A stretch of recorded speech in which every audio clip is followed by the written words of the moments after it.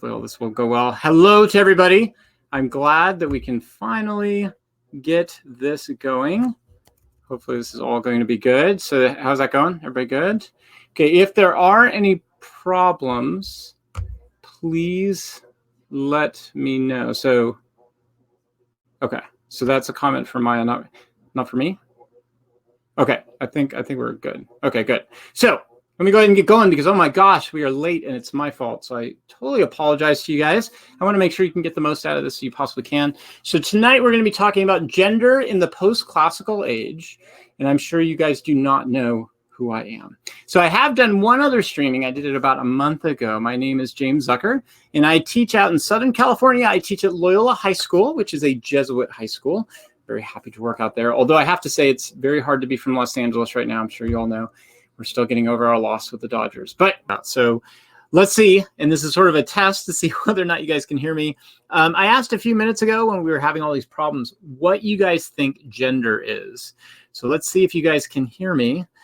What do you guys, how would you define that? What is gender? I'm going to give you guys a second to come up with that. And if somebody answers, then I know at least we can go ahead with this part of the presentation. What is gender in contrast to sexual identity? That. So Maya's definition for it is that gender identity is about your preference. And oh, I'm so sorry. I hope I get this right. I'm so bad with names. So is it Anushka? I hope I got that right. It's a beautiful name. Gender is someone's view on themselves versus sex is what it is, sort of like inherent, right? The biological factor. Thank you so much, Anushka. I really appreciate that. Yeah, so I think actually you guys are really close to it. There's one level that I want to put on this that's slightly different. So I want to go back to Maya's definition. And Maya, you're not wrong. You're correct on what you're saying. Gender in many ways is our perception. It's how we define ourselves. The level that I want you to go to, though, is a little bit beyond the personal level.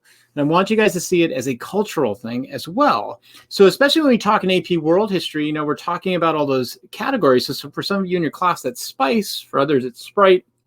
For me in my class, I use this term inspect. And so when we talk about these big issues of like politics and social life and economics, right?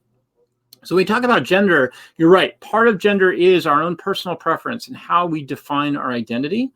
But our identity is also defined within the context of the culture that we come from.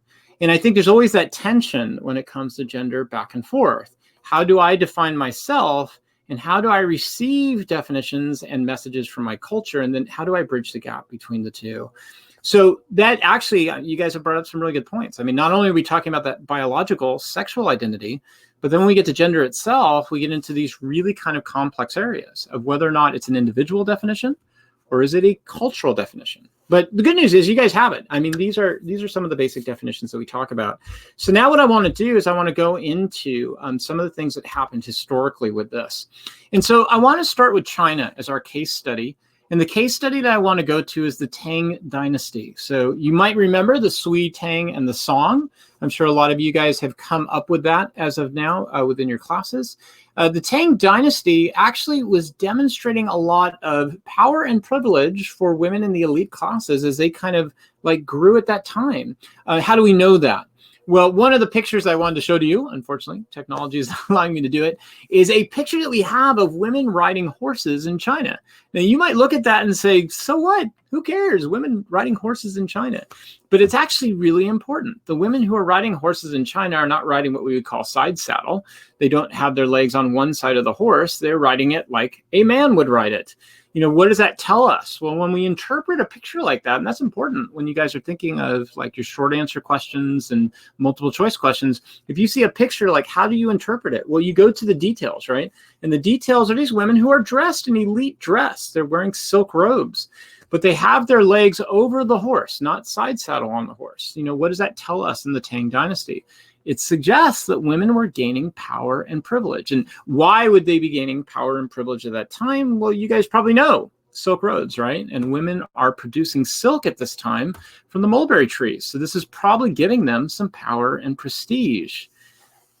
But that's going to change. And this is the case with patriarchy at this time, is that oftentimes we see changes taking place for women in a positive way, and then we see regression, or we see kind of like falling back in a lot of ways. And you probably have heard about this, and this is one of those tense subjects to talk about. In the Tang Dynasty going into the Song Dynasty, there was a practice done in China called foot binding. So I know this can be very tense, and I don't want to trigger any really bad feelings on this, because I can imagine if you've heard about it or seen some pictures about it, it could raise some pretty strong emotions. But if you've ever seen or heard about how foot binding was done, it was a very difficult process. Women, when they were little girls, they would have their feet literally broken, and then bandage was taken and gauzed around the feet until the feet were basically put in very tight circumstances. And then over time, what would happen is the bones in the feet would actually fuse together. And so it was very impossible at that point. Once a girl got to beyond the age of about 6 or 7, her feet really were stuck in that kind of a position. Now, here's my next question for you really quick with the time we have. Why do you think this was done? Why do you think at this time in the Tang and especially the Song dynasties, why would this practice of foot binding have begun? So as you guys are thinking about that and hopefully writing in some stuff and typing in some things, whenever we hear of a practice that takes place, it's so important that we put it into context. And so Maya jumped in really quick, and Maya, you're absolutely correct.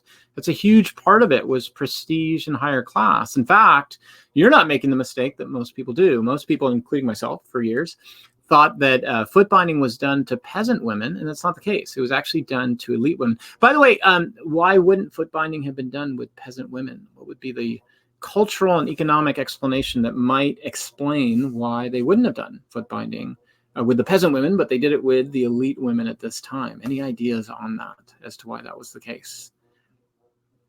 Yes, absolutely. Nicely done. Yeah, very good. Excellent, guys. You got it. So you got the basic reason why, right? The peasants who are out in the field need women to go out into the rice field. So all that's important. I want to add another level onto that, though. That's really important. So you guys have it. It's very important. But here's where it gets kind of interesting. So in the Sui, Tang, and the Song, remember, you might remember, China was expanding, right? And it was conquering places like Tibet and Vietnam and North and Korea. And anyway, so back to this. So the elite women of this time period had this happen to them in order to make a distinction, a class distinction. And that's really important in China at this time, because remember, China is based upon Confucianism, filial piety, obligations to your family of the higher class. So this is a way in many ways to use women, to use gender, to demonstrate the difference between classes. So notice here that we have gender in a way that puts women into the private sphere, that says that they are going to be defined as beautiful, that they are going to be defined as being in the elite class, that they're going to be defined as being within the household. But the purpose of it really is to make a distinction between the merchants and between the elites. So here we have a very clear definition of gender, but the definition of gender that we're getting out of this really in many ways is meant to sort of reinforce a class-based system. Okay, so now that we've done that, let's go ahead and let's go to the next place I wanted to go to, and that is the Middle East. So I really wish I had these slides for you guys, because I had some really great stuff that I wanted to get to you guys, but hopefully I can help you out with it as quickly as possible. And here's where we were going to get started off of this. So what I wanted to do with the Middle East was to talk, first of all, about the stereotypes. And if we had time, I was going to ask you guys a little bit about that, because especially in today's world, unfortunately, we have so many stereotypes going around about Islam and the treatment of women. And probably you've heard about them in the news, everything from the issue of like the burqa, women being fully covered by clothing. Or another example that's oftentimes happened is stoning that takes place under law, Sharia law, for women who transgress Sharia law, right? Or there's also honor killings that you hear about, these horrible practices in which women are hurt or even killed in many parts of the world where Islam is, due to whether or not they bring shame or honor to their families, right? And that becomes the stereotype that we have of Islam. The problem is, as with most things in history, it's far more complicated. So actually, when it comes to Islam, I think it's really important to put Muhammad, the Prophet Muhammad, in the context of his time. Supposedly, Muhammad's first wife, Khadijah, was someone he truly loved. And when he became the prophet of the Islamic religion, he saw Khadijah for that time period as pretty much an equal in what he was doing. And because of that, whether it was because of his religious beliefs, his love of Khadijah, he ended up doing a lot of things for women at that time period that were pretty radical and revolutionary. Like, for example, He allowed women to divorce. He allowed women to hold property for themselves.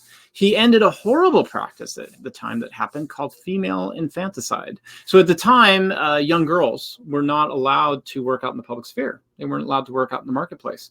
So if a father had too many daughters, oftentimes he saw that as sort of a double burden. On the one hand, he had to feed his daughters, and on the other hand, she couldn't bring in any money. And so there was the recording of the practice where girls would be taken out to the desert and they would be buried alive by their fathers. Muhammad put an end to this. So when we look at those kinds of practices that took place in the religion of Islam, oftentimes these stereotypes that we have of Islam don't really fit. In fact, in many ways, the Prophet Muhammad challenged many of the key elements of patriarchy for that time period. Now, I know you might be looking at that and say, aha, cool, awesome. So in other words, Islam challenged the patriarchy. They fought against it, right? Well, not exactly. Patriarchy is true of all monotheistic religions of that time period, Christianity, Islam, Judaism, and true of non-monotheistic religions. We see it in China. We see it in most parts of the world at this time period. We see it in Mesoamerica. So it's not that Muhammad is challenging patriarchy. In fact, in some ways, he keeps it alive. For example, within the Quran, it is still allowed for men to marry multiple wives, or a practice called polygamy. Now, the Quran also makes it only allowable to marry 4 wives, which I know you're probably like, wow, 4 wives, that still is polygamy, Mr. Zucker, I know what you're talking about. But for that time period, that was a restriction. And the purpose of that restriction was to make sure that the women of that time period would be protected. If you have more than 4 wives, it's very possible that the wives outside of those 4 wives would then be taken for granted. So by restricting this, the religion of Islam was attempting to protect women, but at the same time, it still does uphold patriarchy.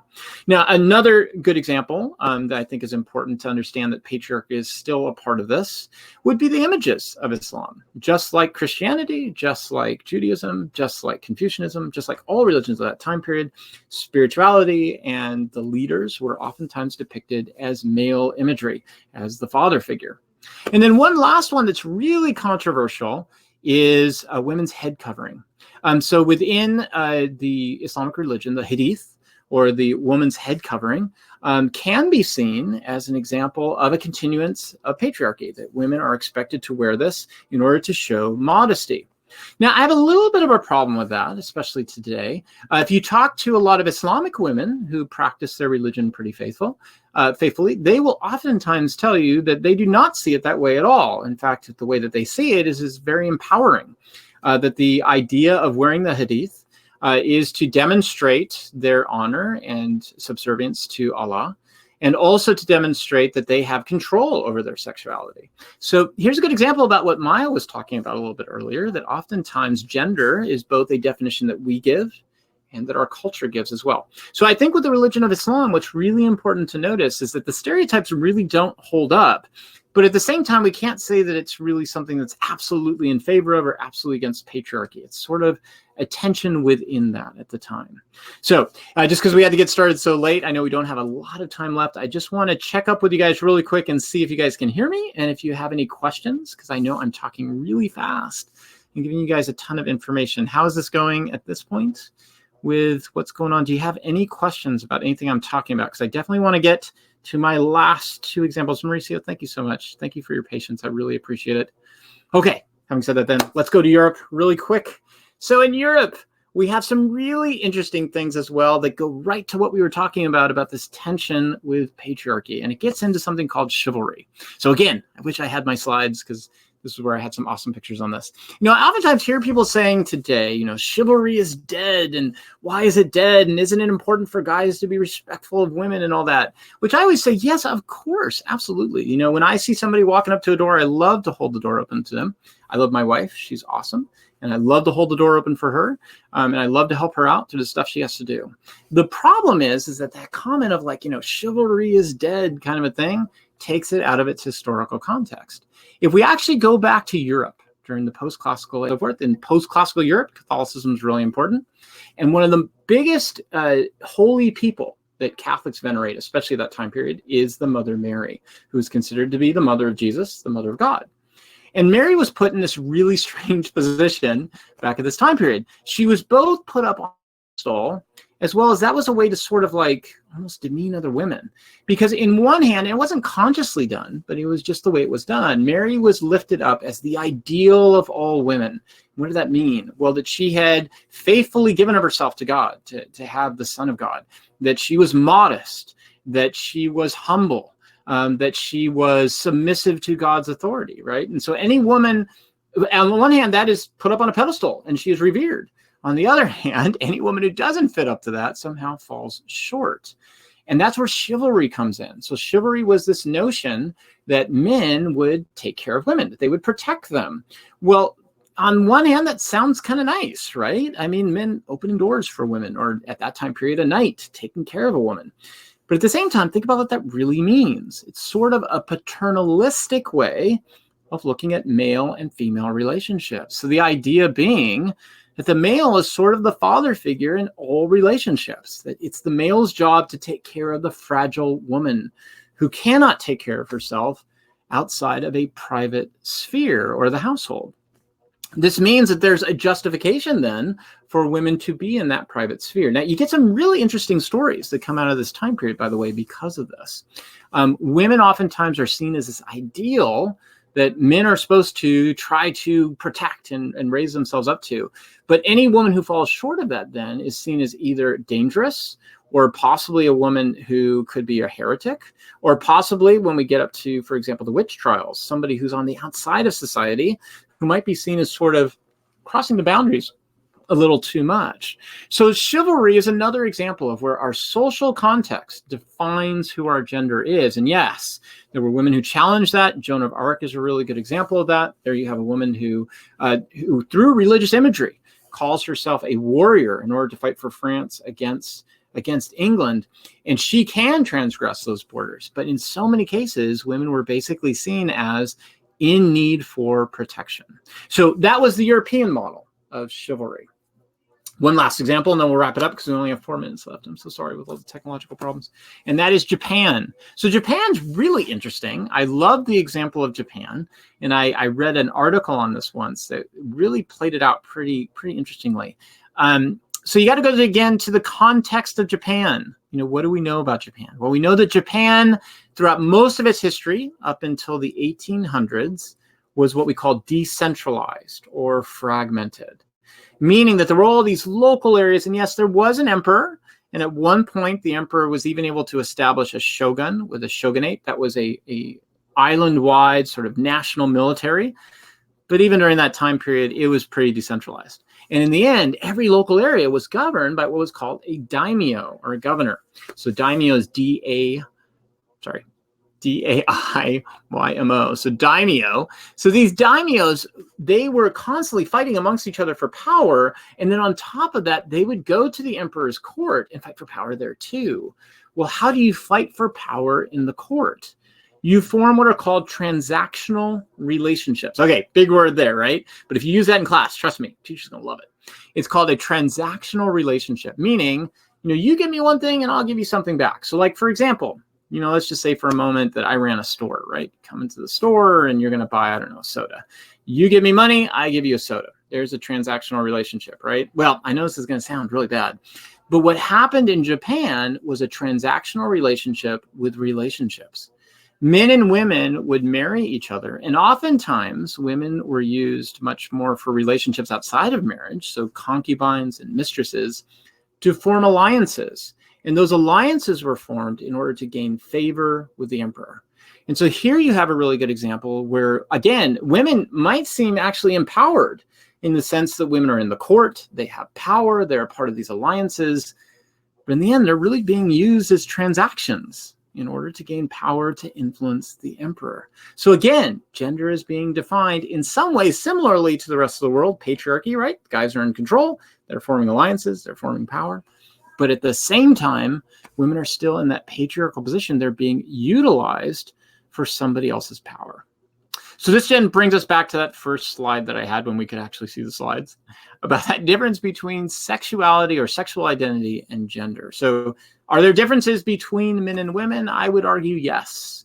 And I don't think this is all that controversial. Obviously, when it comes to reproduction, when it comes to our biological differences, there are differences. But oftentimes those differences are much more minute than we would think. You might hear today a lot of people talk about our differences being on what's called a spectrum. And I know a lot of people look at that and go, you gotta be kidding me. There's no way that that's the case. Women have babies, right? Men don't. I mean, of course there's no spectrum. It misses the point. Men and women in many ways are on a spectrum when it comes to the issue of gender. And the reason why is that when it comes to reproduction, it's pretty clear cut what the differences are. But when it comes to almost everything else, it's about average differences. In fact, on anything you want to look at, whether it's intelligence, artistry, even physical strength, the difference between men and women, there is an average difference. It's very minute, and it can change very much from men to women. What we do in our culture is that we oftentimes take those differences and we define them in very universal, broad ways, and that's gender. And that's when men and women get placed into these categories that are absolute. And that's when we get back to Maya's comment about how we go back and forth between how I define myself, you define yourself as a male, a female, somewhere in between on that, somewhere outside of that, and then how culture attempts to place you into these categories. When it came to the post-classical age, I would say, overall, to make sense out of this, every part of the world had patriarchy, the idea of a hierarchy of gender, but at the same time, there was constantly this battle going on to challenge the boundaries of gender. And when we get up to the modern age, we're really going to see a challenge to it when it comes to the feminist movement, whether it's suffragettes with voting or eventually with feminists who are going to say, I'm not so sure this inherent difference is absolutely correct anyways. So that's the presentation. I wish we could have done more with it. I knew